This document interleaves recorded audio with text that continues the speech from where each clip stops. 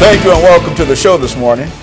The topic this morning is the sociology of race in the United States.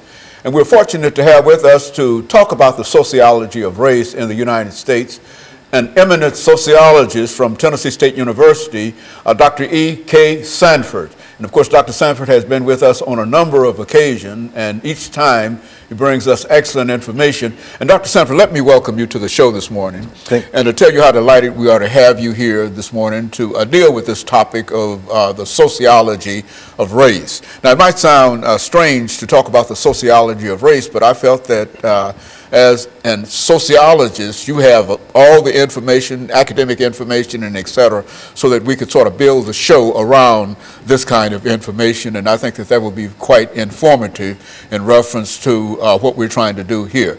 But before we get into that, let's have you to give our audience some information in reference to your background, your education, and your experiences. I know you've been here on many occasions, and they've said it before, you've said it before, but there might be one person out there that might not know about you, that we feel that it's important for that person to know about you. So give us some information in reference to your background, your education, and your experiences. Well, thank you so much. And as you said, I am a professor of sociology at Tennessee State University.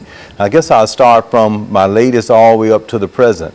I did my postdoc at the Pennsylvania State University in Penn State, and there I dealt with the elderly, intergenerational family studies, and inequalities that exist within the elderly population of the United States.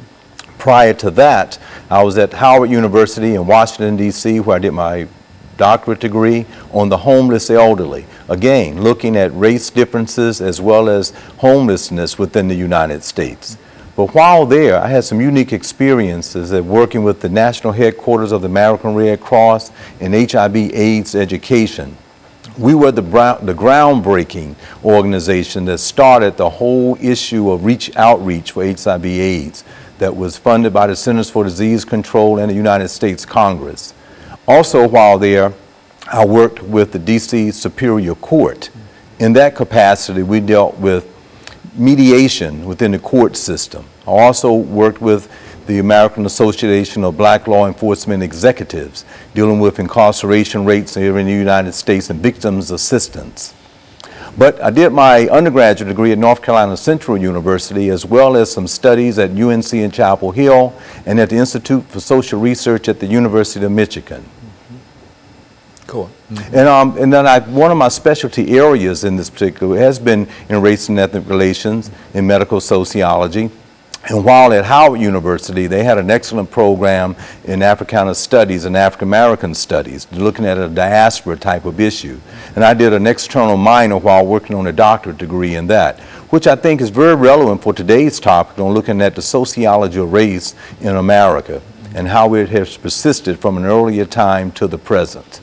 And so I think that we've got some excellent information, and you've got the best experience to really talk about the sociology of race in America. What would you say in reference to making a statement that would sort of bring into view your basic information that you're going to deliver to us today? Give us sort of a capsule of what you wish to bring to us this morning. Absolutely. I think race, what I would like the viewing audience to understand, is a very complex issue, and it's totally ingrained in the very fabric of the American culture.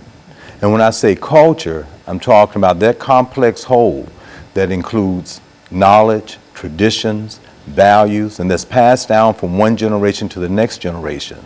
So with that said, it's important to understand how race actually came about, how it was constructed here in America from 1619 to 2016.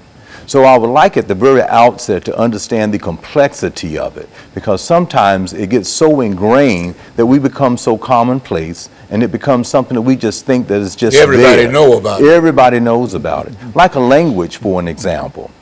We were born in America, so we learned to speak the English language. And as a result of that, we were born in America, and with certain cultural traits that exist, those things are learned as well.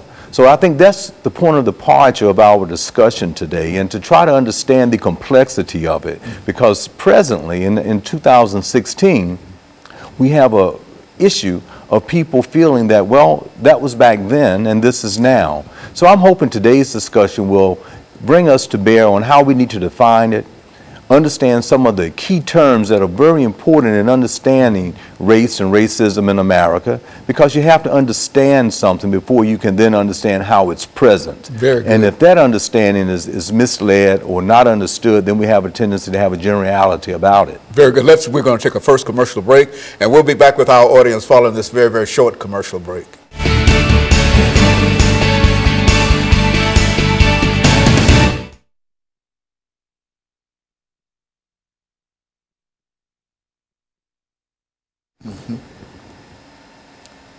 And so what I'll do, I'll just introduce the show again, and you do just as you did this time, just take it on.